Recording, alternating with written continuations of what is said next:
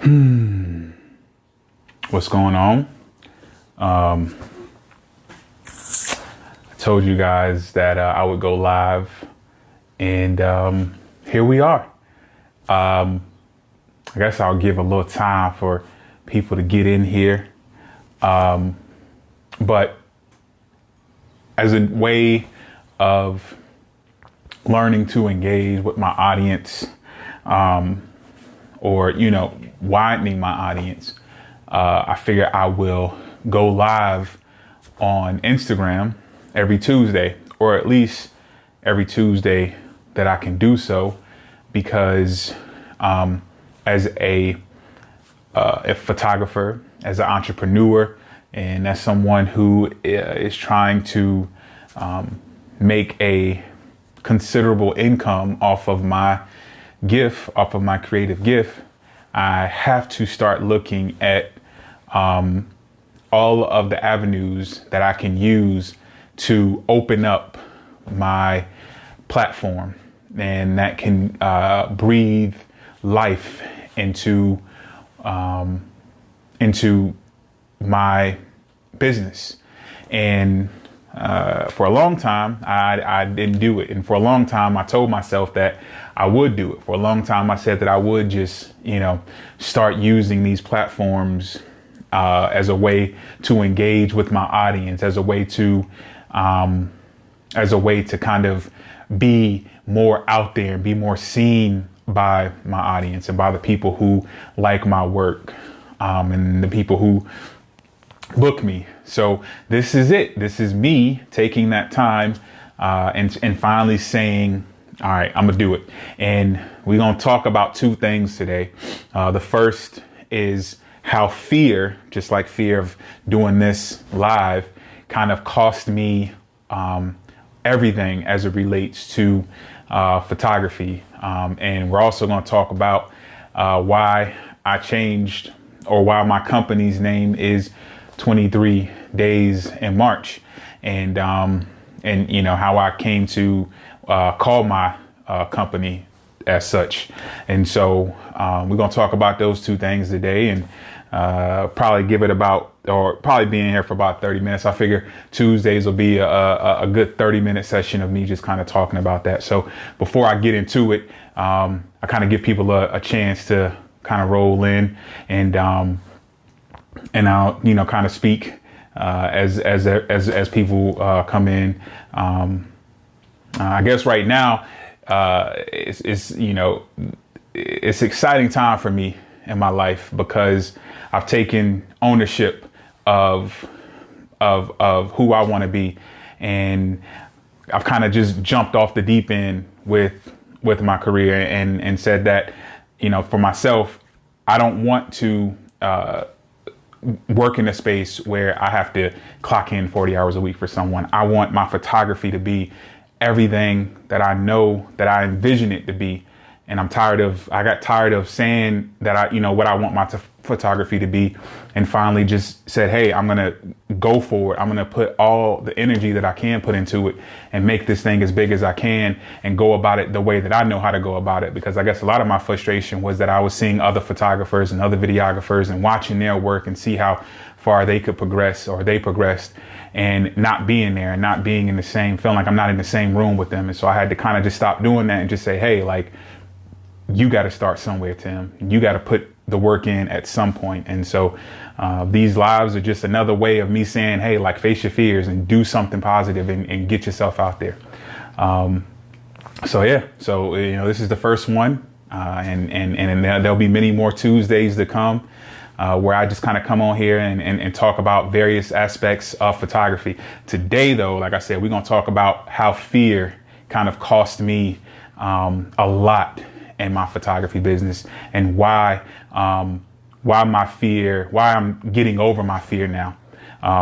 So appreciate it, Madrid. I see you too, out there grinding. Love it. The music is always fire. So appreciate you, man.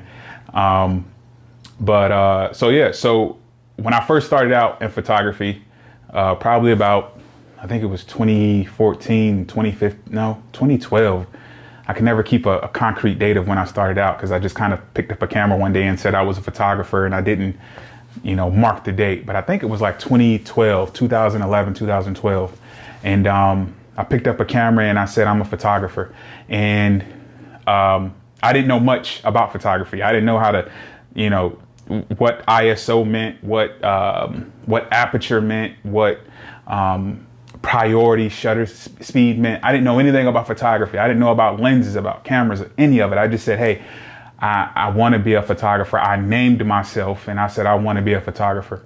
And in doing that, you just kind of hit my Facebook and sent the message out into the world. And within, I guess, a couple of weeks, I had my first model that I shot. And from the first model I shot, I shot a couple of families, and I kind of learned on the fly, watching YouTube videos, learning how to do photography. But at the same time, I had a lot of fear. I had a lot of anxiety that I wasn't doing it correctly, because I had no skill. I had no idea of what photography was. I just knew that I wanted to do it. I knew that I had a calling for it. And along the way, I let my fear of thinking that I wasn't good enough to name myself a photographer cause me so many opportunities to advance my career in photography. And so I kind of, worked in fear for like 2 or 3 years, maybe 4 years. I worked in fear. And what I mean by work in fear is I booked photo shoots. I booked video shoots. I collaborated with people, but deep down, I had a fear about what I could offer them as a photographer. And I let that fear consume what I was able to pour out to them energy wise as it relates to photography and film. And you do that enough and you start to become unreliable, and people start to not want to work with you as much. And so I went through that process of understanding that, like, my fears causing me to lose out on opportunities to work. And let's see, 2014, 2015, I got out of photography and film altogether. I sold all of my gear. I had 2 cameras. I had about 6 lenses. I had backdrops. I had flashes. I had lights. I had all of it. And I sold it off. I went to a pawn shop. I didn't even put it up on Craigslist or anywhere. I took it to the pawn shop and I was just like, give me what you can for it, because I'm done. I don't think I want to do this anymore. And they gave me what they could for it. I took that money, blew it on whatever I wanted to blow it on. And for about 2.5 years, 3 years, I didn't do photography except on my iPhone and on the phone that I had. I tried to get away from photography as much as I could, but my phone had an amazing camera on it, and I used that to do photography. And through this process of not shooting with the camera for 2.5 years, it was a blessing for me, because selling all of my gear and concentrating my work or concentrating on using an iPhone camera helped me realize how to compose a photo, composition, and rule of thirds, and understanding that I like macro photography. I like taking little things and magnifying them. And I also kind of learned about aperture during this time where I didn't have a camera. I learned about ISO, and I learned about shutter speed, and I just kind of immersed myself in learning photography. Even though I said I didn't want to be a photographer anymore, I found myself still picking up books and still watching YouTube on photography, and still learning videography. And then fast forward 2 more years, and I meet Anita, my beautiful girlfriend, and she was kind of the inspiration for me to get back into photography, because she's a model, and she knew that I did photography, and we kind of connected in that way. And I went and bought a camera. I went back to a pawn shop, and funny enough, I was able to buy the same camera. It wasn't the same camera I sold, but I was able to buy the same model of the first camera that I ever had.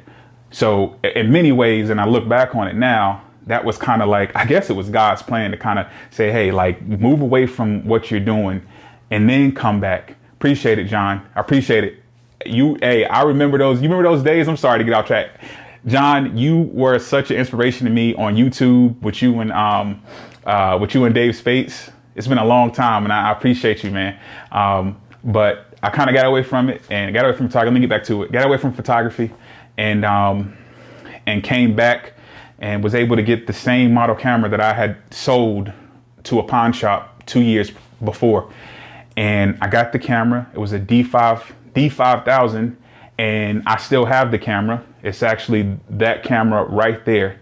I got that camera and I bought an 18 to 55 millimeter lens and a trash lens. It was just a lens that I could get my hands on. And me and Anita went to the state fair, and that was one of the first shoots that I did after being away from photography for about 2.5 to 3 years.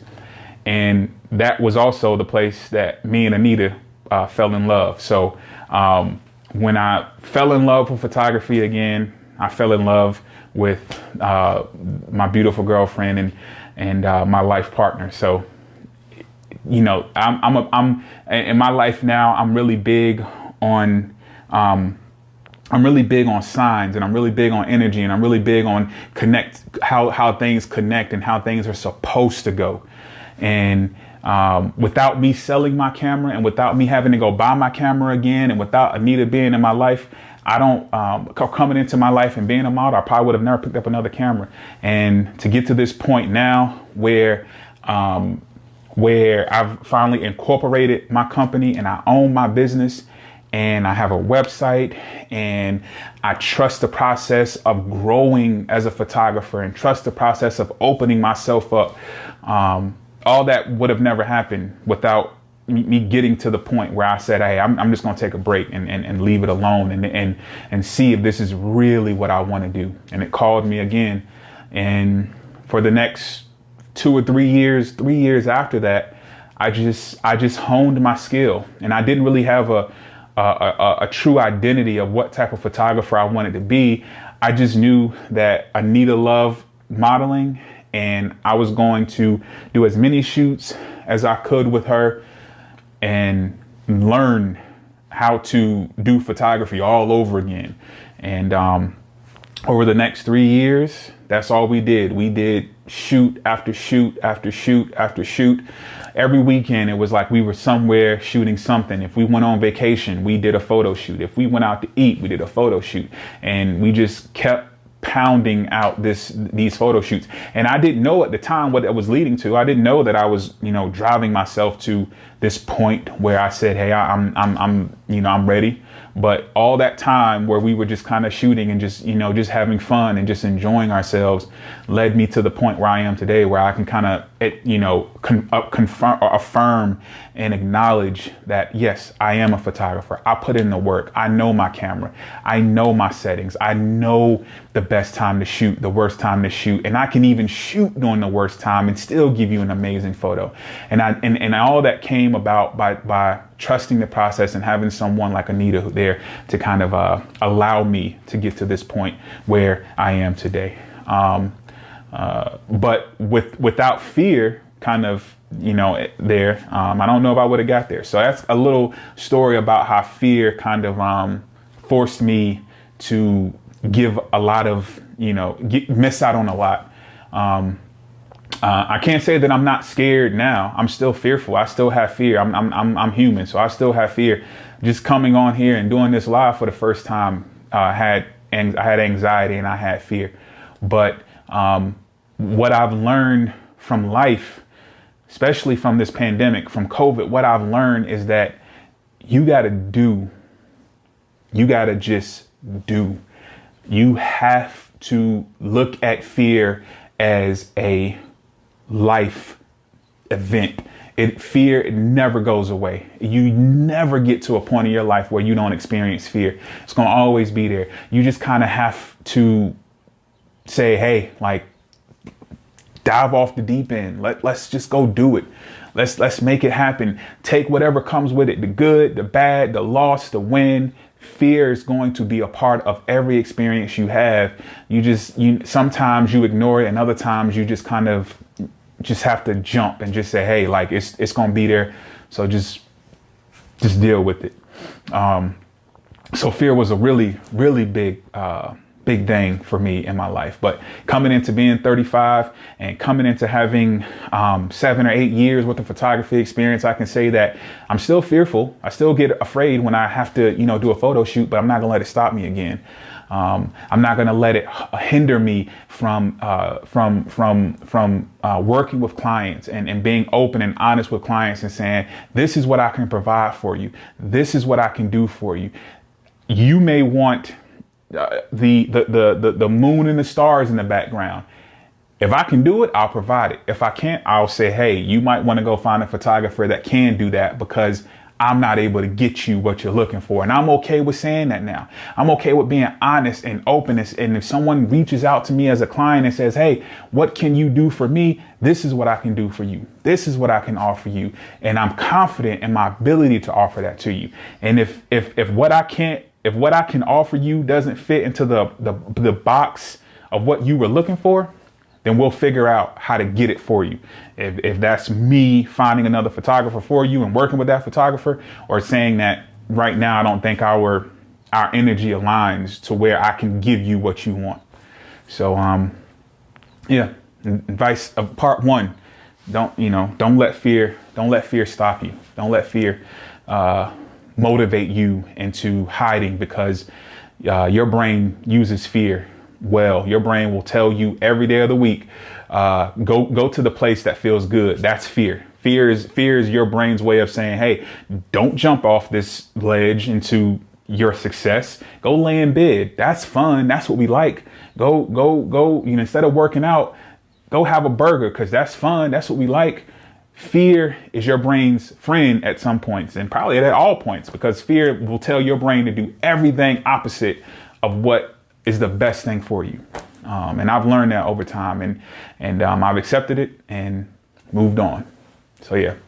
All right. So that's it for that part. Part two, drink a little coffee.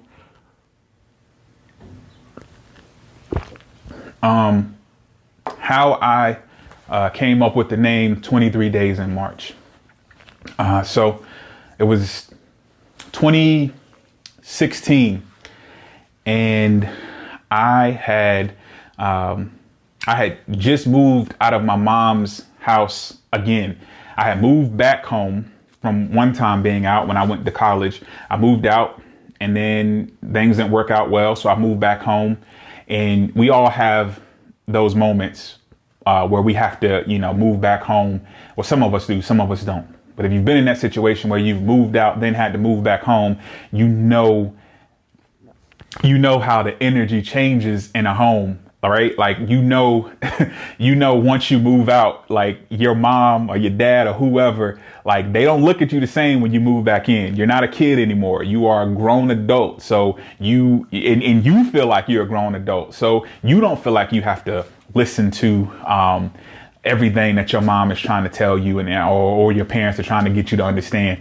You feel like you've achieved a little bit, but you're just kind of moving back home to get to a better place. Well, my mom was of the opinion that if you're here, you're going to be the child that you were before you moved out, or you need to go move out again. There can only be one adult in this home, and that's the one who's on the lease and who pays the bills.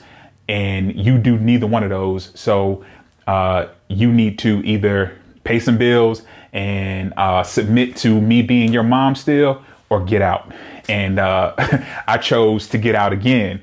And I wasn't ready. I was not ready to move out, but I was still, I was a young adult dealing with a mom who, or a parent who didn't want another adult in her home. And I understood that. So in a rush, I moved out. And I moved out, and I wasn't ready to move out again, but I just knew that I couldn't be at home and be the person that I wanted to be. So I moved out, moved into my own apartment, this time without a roommate, and I just did my thing.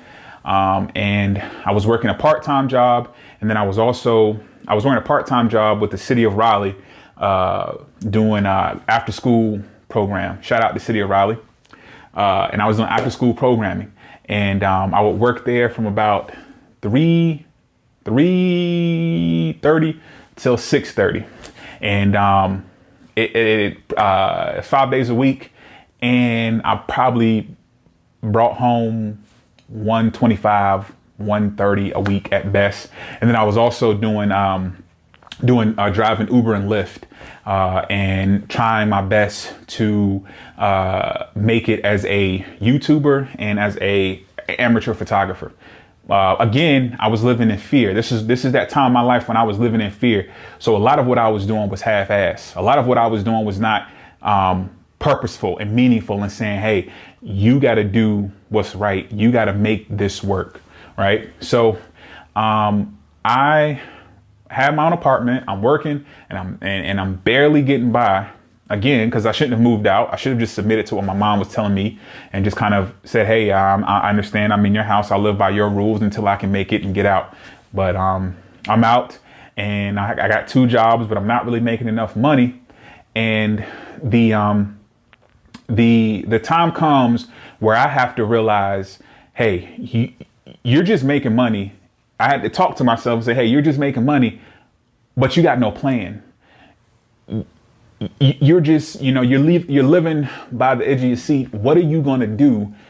Because, the money that I was making wasn't adding up to be enough to take care of all of my bills. And Uber and Lyft, the way that it works, everybody knows how it works, is, it's a gig economy. So you make as much money as you can make in that day. And that's it. And I have my part-time. And for the first time, I realized that I probably need to make a budget, right? I probably need to figure out how much money I need to make in order to take care of all of my bills. So it's March, right? And I itemize all of my bills: rent, car note, cell phone, insurance, groceries, cable, all these bills. I itemize them. I write them down and I add them up. And I don't remember the number. Let's just say it was $934. And I knew I needed to make $934. And I knew I needed to make that money before the end of March was done, before the end of March ran out. And I counted the days on the calendar for March, and there were 23 days left in March. And so that's how I got the name 23 Days in March, because when I realized that I only had 23 days left in March, and I added up how much I needed to make, it was going to be an uphill battle to make enough money to pay my rent, to pay my car note, to pay my insurance, to do all basically do the necessities of life. And I just looked at the calendar, and I had 23 days left in March. And in that moment, I realized that I didn't want to be here in this situation, feeling like this ever again. I did not want to feel hopeless and feel helpless, because time was running out and I didn't have enough money to pay all my bills. Long story short, I ended up losing my apartment, and I had to, move to another town, and have another roommate again and live in that situation. But the 23 days in March stuck with me because, like I said, I realized that I never wanted to be in this place again. I realized I never wanted to be in a place where I couldn't afford the bare necessities of life. And so 23 days in March is my way of remembering that. It's my way of every time I produce something, every time that I do a photo shoot, every time that I do anything creatively, 23 days in March will forever be a part of me because it reminds me of where I was and where I'm never going back, and to keep pushing forward and to keep grinding and to keep a level head about things. And one day God willing, my success will be through the roof. And even when my success is through the roof, I want to remember where I came from. So 23 days in March is a way for me to kind of, I guess, ground myself and have humility and understand that like nothing is guaranteed. So that's how I came up with the name 23 Days in March, by just, being poor. Yeah, like that's how that name came about. And I will forever keep it. I'll never change it. That will forever be, attached to me. So, you see me, you see Tim, you will see the company 23 Days in March. I will never sell it. I will never let go of it. I will pass it on to my kids if I ever have any. That legacy will continue. I will keep that dear to me and near to me. So yeah, that's it. I told you 30 minutes. That's all we was going to be here for today is 30 minutes. It's 5 o'clock. I got probably 3 more minutes because I hopped on 4 minutes late. I'm about to go in the kitchen and cook dinner for tonight. Y'all know how I do. I'm about to go in the kitchen and cook now before Anita gets here, because she can be hangry when she gets off work. So I got to make sure I have a healthy pot of food waiting for her. But really fast before I get off of here, I want to tell you guys, check out my YouTube channel. Tomorrow I will have a video up there. If you're a photographer, it'll be 3 ways you can get paid off of your time for print photo shoots. So check that out. Subscribe to my YouTube and be on the lookout for more content, because I promise you this, we not gonna stop. I just jumped off the deep end and I'm head first and I'm going for everything that's guaranteed for me. I've already seen what's mine. I'm just going to get it now. If that makes sense. And that's what I want all y'all to do. Be positive. Speak positivity. Affirm what you want in this life. Affirmation is real. Affirmation is real. If you affirm it, it is yours. You just have to go get it. Remember that. If you affirm it, it's yours. You just have to go get it. Nothing is ever given to you in this life. So love yourself, love each other, take care, and I'll see you next Tuesday, Lord willing. Peace.